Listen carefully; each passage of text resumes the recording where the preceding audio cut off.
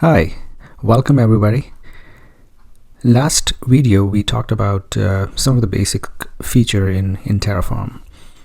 Today in this part we will talk about some advanced features, but this feature is, I think, one of the most critical in terms of in terms of Terraform deployment.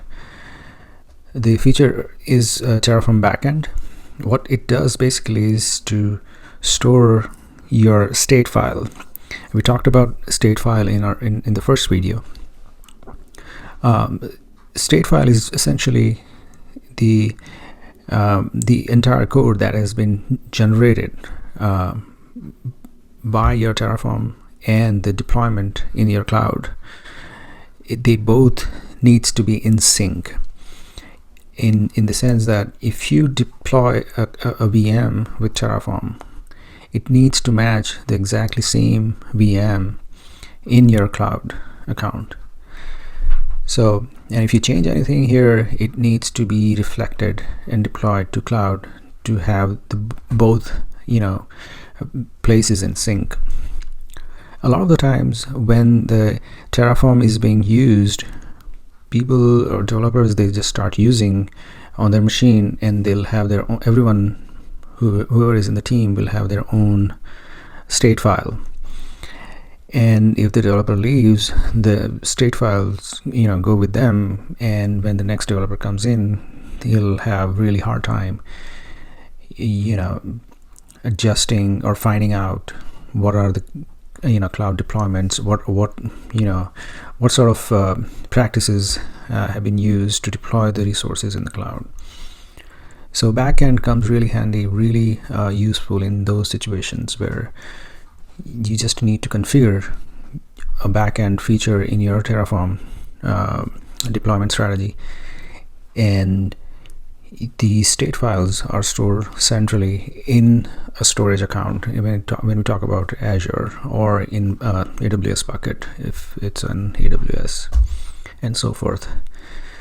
This is very critical, as I said, in a team environment where you have multiple developers, dealing with cloud deployments, and everyone needs to have, a central location to store these state files.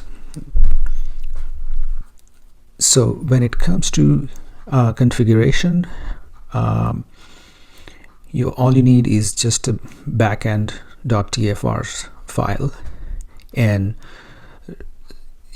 specify the resource group, storage account, container name, access key, and the key, which is the file itself.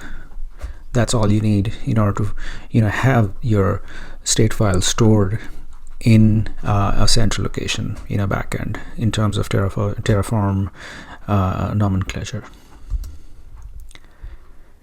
And in the .tf file, you need to specify Terraform with the backend resource, which is in our case Azure RM, but all you need is just this piece of code.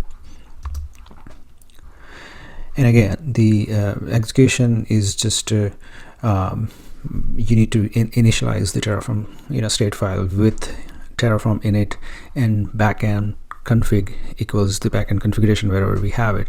In our case, this is the file name, which is backend.tfvars.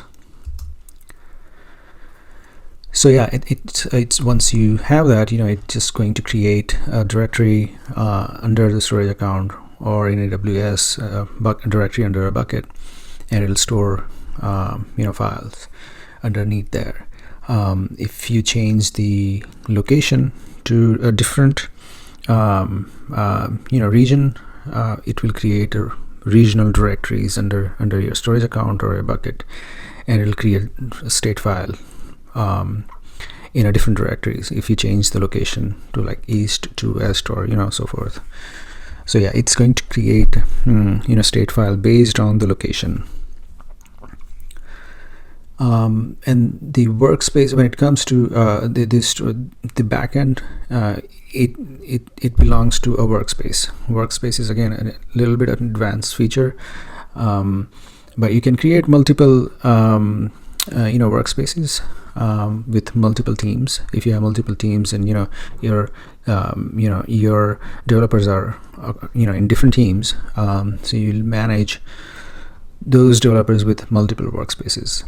This will be discussed in coming videos, but for this video I just wanted to talk about only the backend feature in Terraform. So that's it for now. This was a quick explanation of backend, but in next video I'm just gonna go ahead and execute this backend, and we'll talk more about workspaces in Terraform. So if you have not subscribed to the channel, please do so. I'll see you in the next video. Thank you.